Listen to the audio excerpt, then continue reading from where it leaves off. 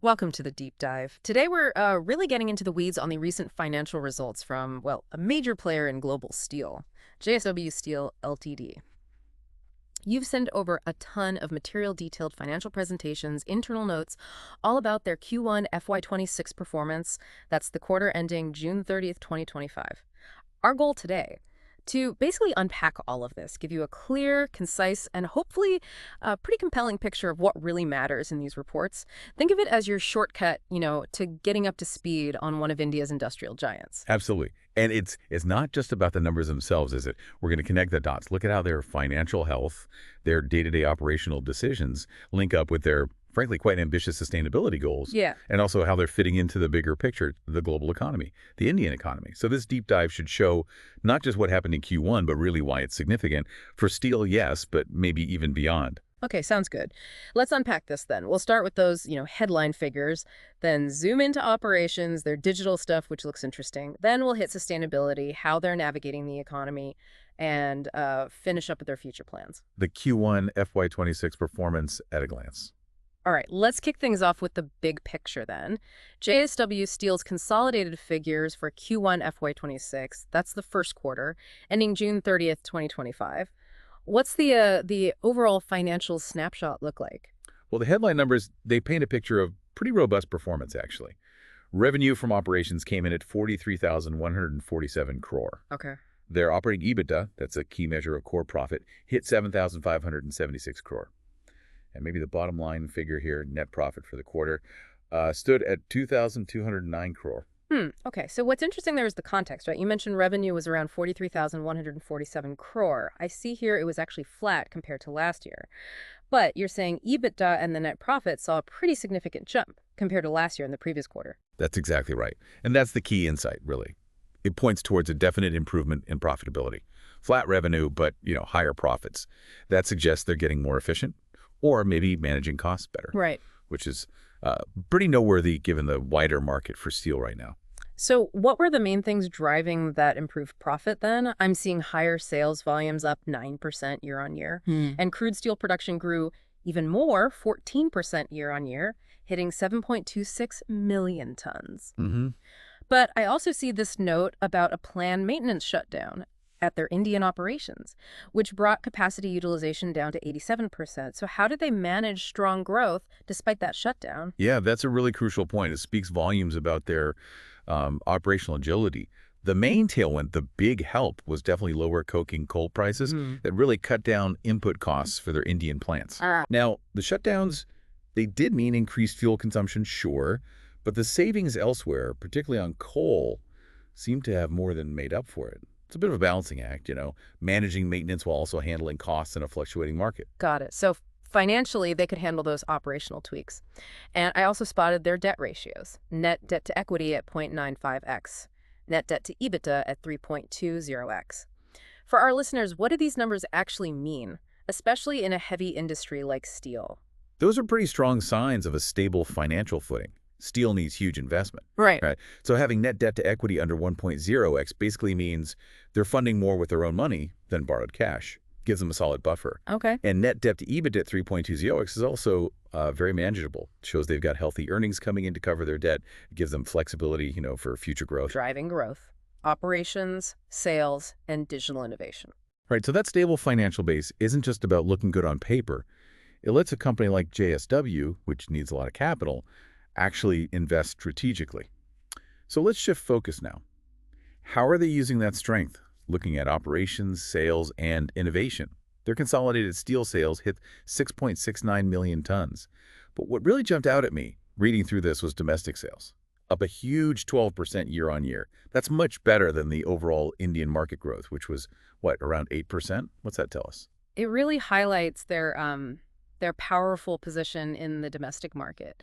Beating the market by that much suggests they're not just riding the economic tide in India, they're actively grabbing market share. Interesting. And that strong foothold in India is, it's critical, especially with the positive outlook for the Indian economy we're seeing. And if we drill down into that domestic strength a bit more, they reported highest ever sales to the auto sector, up 20% year on year. And also highest ever alloy long product sales, up 19%. Plus, Their value-added and special products, VASP, they call it, made up 64% of total sales. That's a big chunk. It is, yeah. So it sounds like they're not just selling more steel, period. They're selling smarter. Exactly right. It shows a clear strategic move towards higher value stuff and into key growth areas like auto. Selling more VASP generally means better margins, makes the business live a commodity play. Their strength in automotive and specialized products shows they can meet those, more sophisticated demands from certain industries. That's a real differentiator. Makes sense. And then there's the retail side. Sales up 12% year on year there too. Supported by this huge network, over 20,000 retail stores across nearly 2,000 towns in India, plus branded stores, JSW Shop and Shop Connect. It's certainly comprehensive reach. This kind of diversified distribution with nearly 500 distributors too, it reveals a very deliberate strategy. They're reaching out to individual home builders, smaller businesses, not just the huge industrial buyers. Right. Broadens the customer base, gives them multiple routes for growth. And they're not standing still on product either. They approved 11 new grades and products just in Q1. It shows they're constantly trying to expand and refine what they offer to meet, changing market needs. But I have to ask about this JSW1 thing. It sounds fascinating.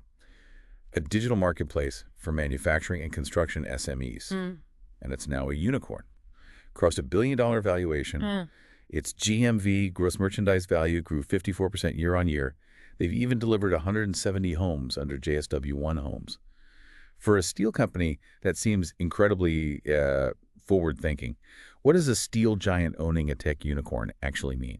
For them, or even for the industry? It's genuinely a remarkable development, isn't it? It really shows JSW Steel's foresight. They're using digital transformation not just for, say, internal efficiency, but to fundamentally change how they engage with customers and deliver products.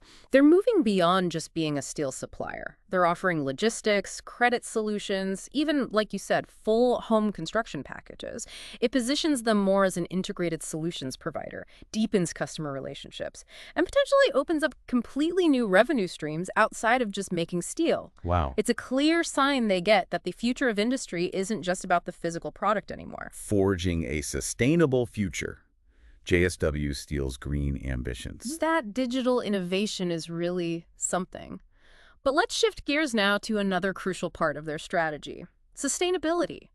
Steel making is, well, it's inherently energy intensive. So how serious are they about their environmental and social commitments? What are the big targets? They've set some incredibly ambitious goals, no doubt about it, aiming for net neutrality, zero carbon emissions by 2050. 2050, okay. And a 42% cut in CO2 intensity by FY30. That's down to 1.95 tons of CO2 per ton of crude steel. These are very concrete, measurable targets in an industry where decarbonization is, frankly, a massive challenge. They're planning things like using more scrap metal, adopting new tech like green hydrogen, carbon capture, CCUS. Those are definitely big, bold targets. But targets are one thing. How are they actually, doing it? What are the concrete steps beyond just CO2 numbers? Well, beyond carbon, they're also aiming for zero waste to landfill and no net loss of biodiversity by FY30. Okay. They're targeting big cuts in energy use to 19% down by FY30. And water consumption, aiming for a 39% reduction by FY30, all while maintaining zero liquid discharge. Impressive. And to back this up, they've approved massive investments: 2.5 gigawatts of renewable energy generation, 320 megawatt hours of battery storage. They're aiming to get 1 GW of renewable capacity online by Q2 FY26, mixing solar and wind. This isn't just talk. It's serious money going into green infrastructure. It's good to see those kinds of concrete actions, and their safety record seems remarkable too. Lost time injury frequency rate, LTIFR, was incredibly low at 2.04 in Q1. Their vision: zero major incidents, zero injury, zero harm. How do they achieve such high safety standards in such a tough industry? That LTIFR figure, 0.04, is truly exceptional for heavy industry. It really points to a deeply embedded safety culture. And they're using tech here too. AI-based conversational kiosks for employees on safety topics. VR training for high-risk activities. VR training? Yeah. It's this mix of strong policies, constant training, and cutting-edge tech that allows those low incident rates. Shows a real commitment to their people. And it seems like they're getting noticed for all this. Retained in the FTSE Good Index series.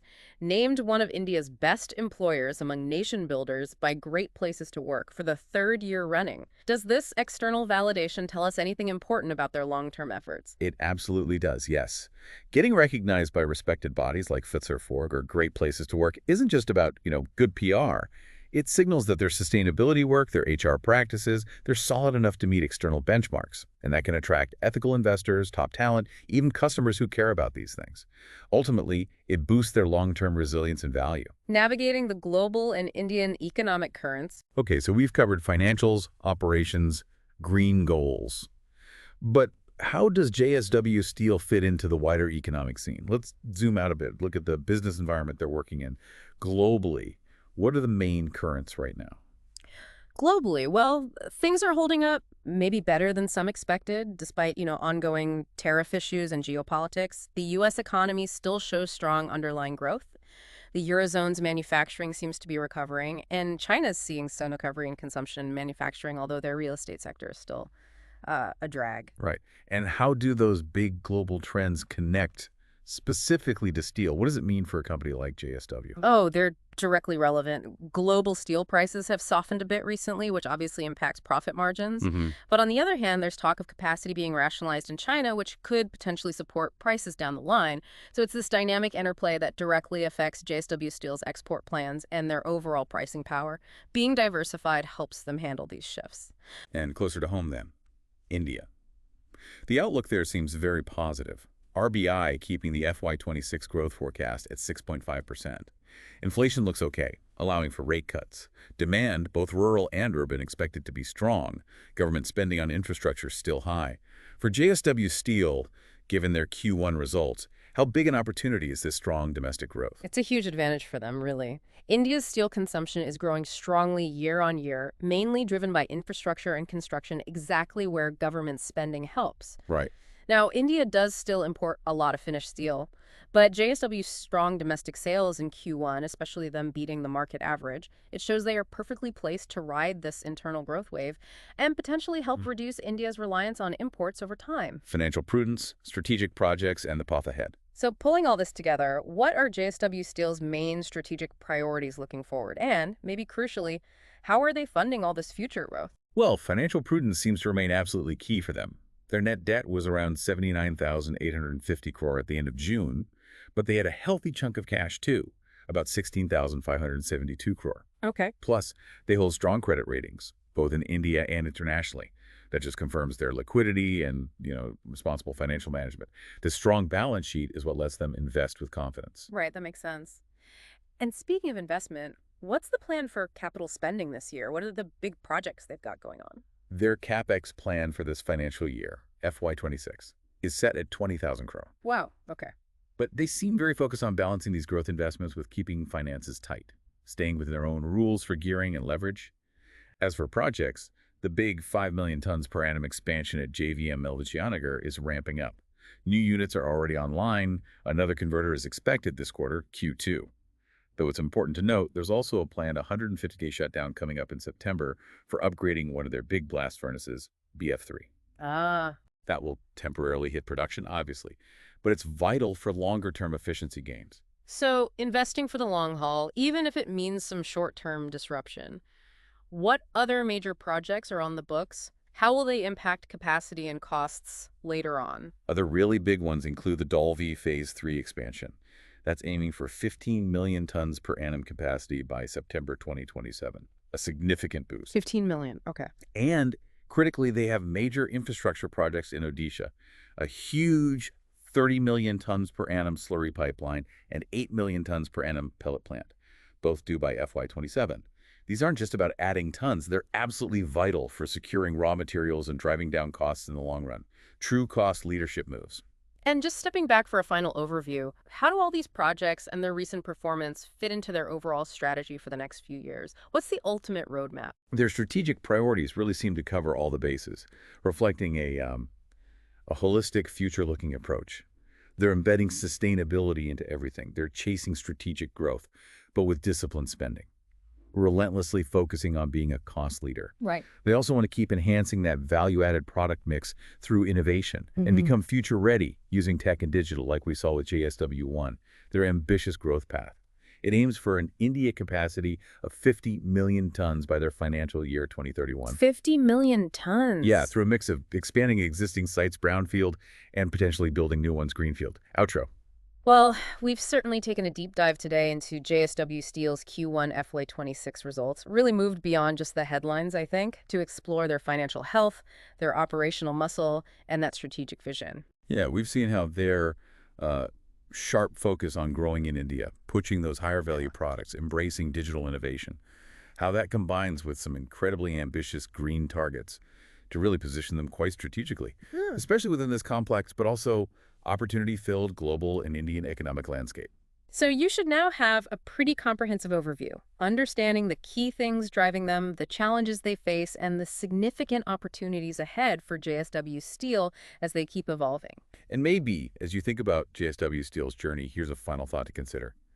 In an industry as fundamental as basic as steel, how will this accelerating global shift towards green technologies and this deep integration of digital tools, how will that fundamentally redefine what it means to have a competitive advantage for companies like JSW Steel over the next decade?